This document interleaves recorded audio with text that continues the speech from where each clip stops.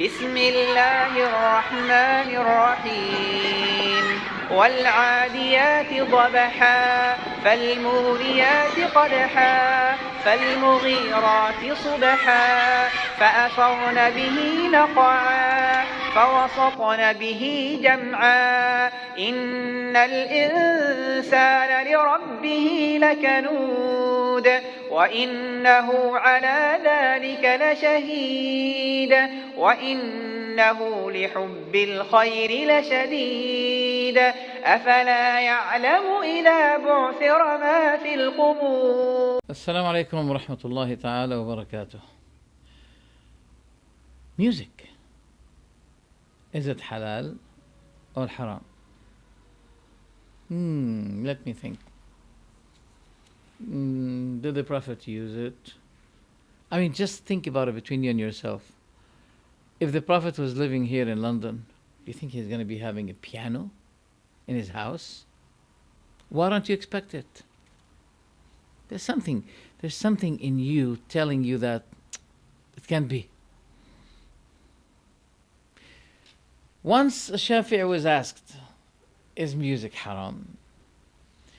And his answer was this: when Allah will separate between good and evil at the Day of Judgment, where will He be putting the music? In which side? In the good or in the evil?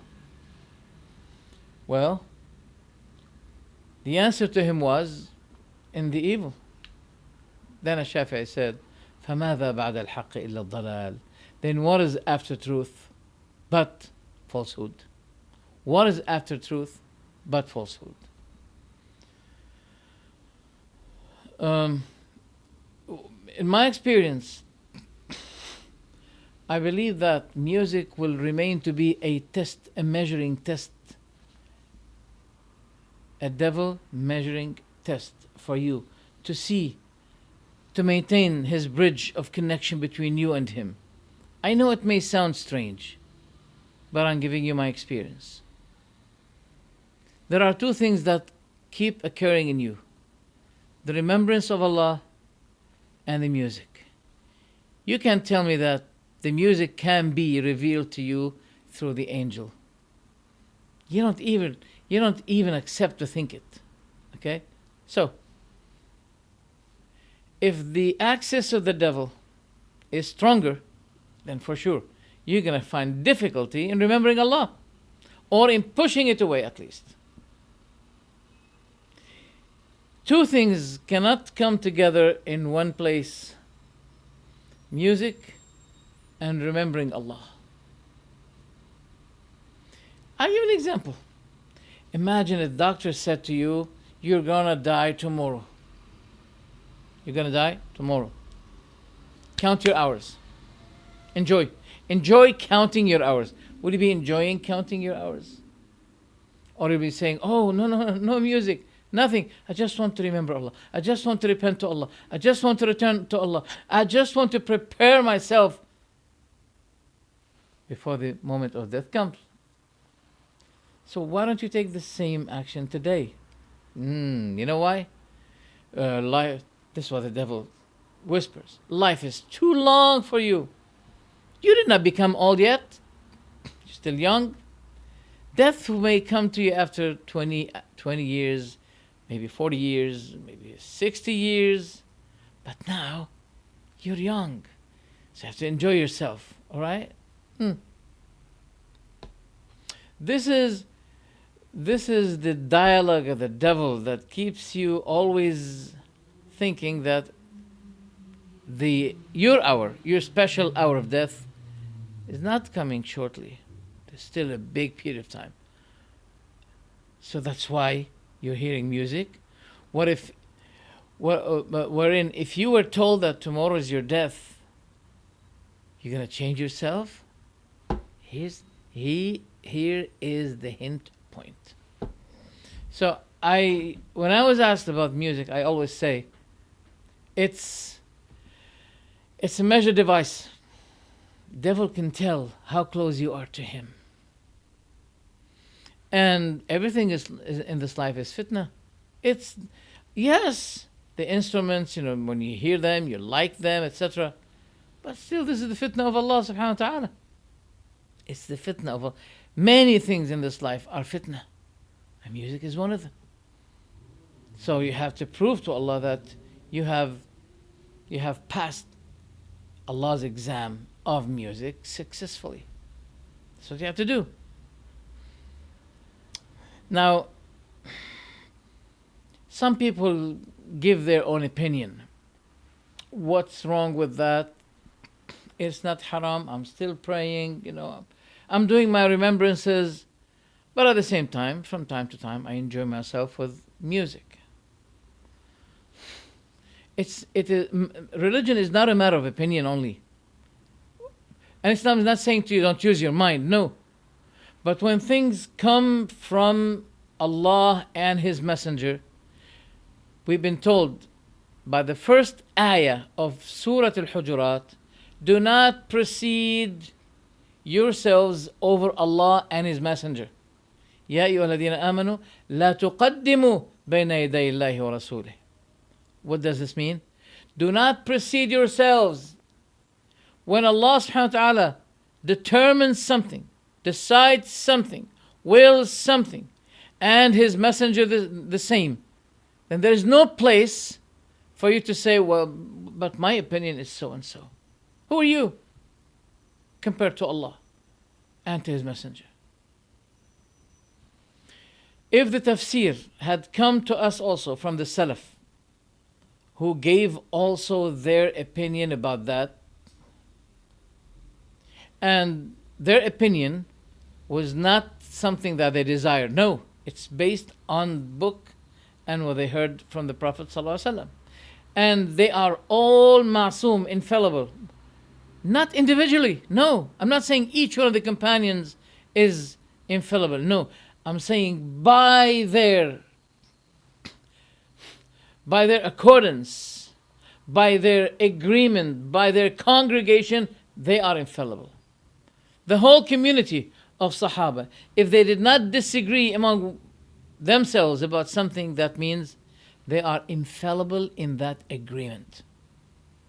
So there's no place for us to say, but my opinion is, I disagree with the companions of the Prophet. No. And if also the Sunnah had given something authentically, it's been reported authentically, something about music to be haram, that means there is no place for you as well to say, but wait a minute, what I think is something else.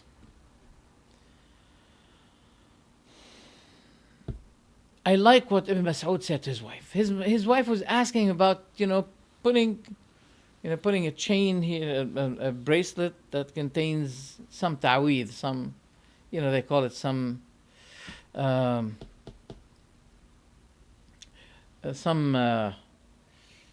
written verses in the Quran, putting them here as protection. So his wife was saying to him, can you bring me proof from the Quran that it's haram? He said, yes.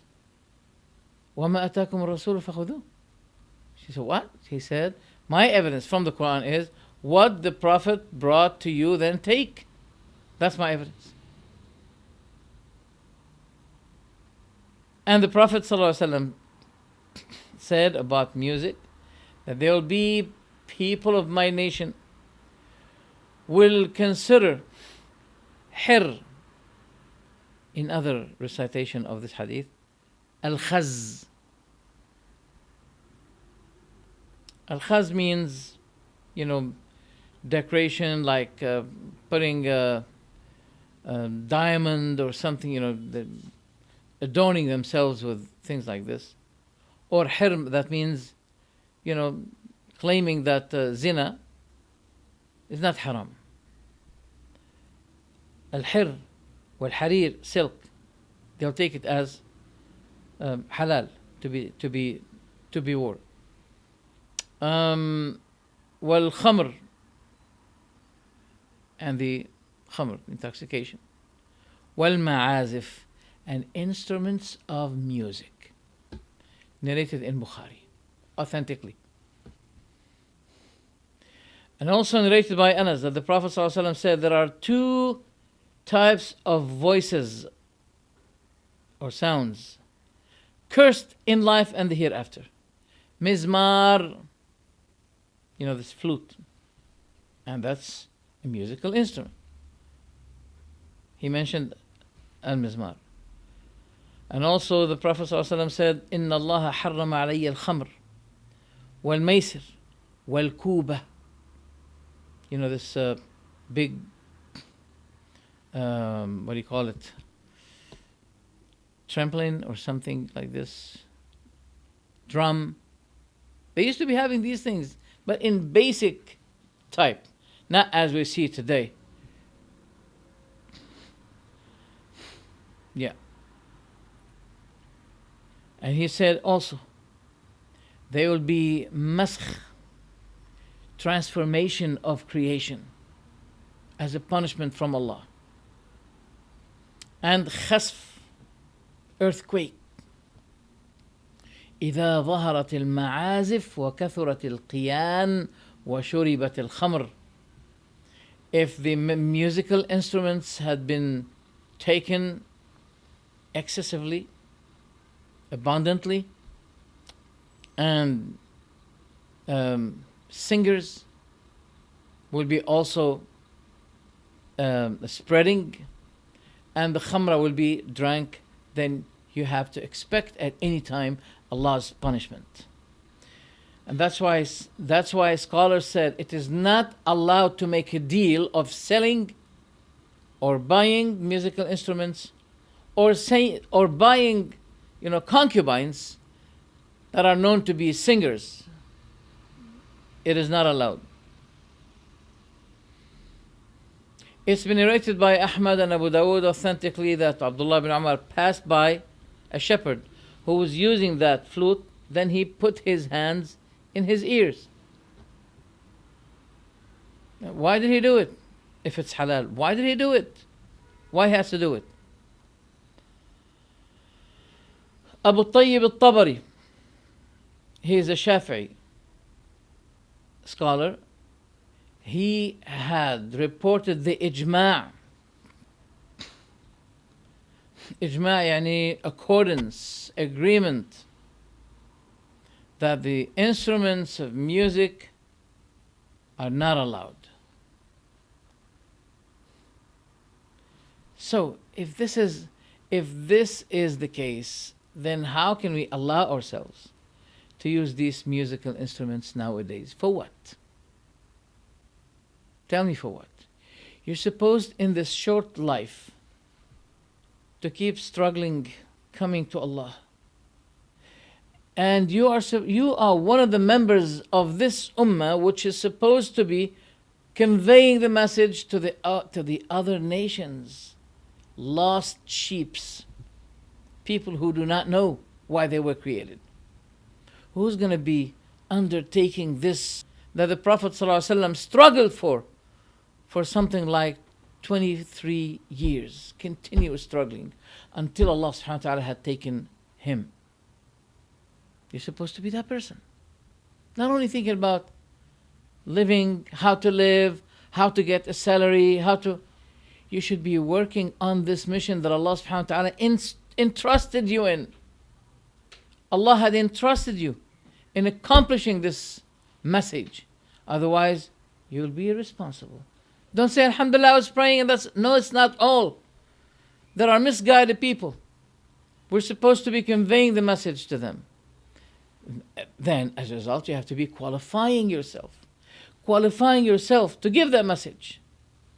Otherwise, Allah's testimony, the Prophet's testimony will be against us. Didn't I convey you the message? Yes. What did you do? Did you respond? Or you were busy listening to the music? So that's all I say. I can't say it is halal based on what the Prophet ﷺ said. You may find some people who are good in arguing. They like to argue. They try to justify it in a way or another. Be careful. Put between you and haram a fence of halal. A fence. And we are told by the Prophet ﷺ that there are things that people may disagree about its prohibition or allowance. It may not be so clear. Here comes the matter of wara'. Wara' means to take precaution in your faith, to keep a distance or a barrier between you and the haram. Even if that barrier is halal, don't come close to it.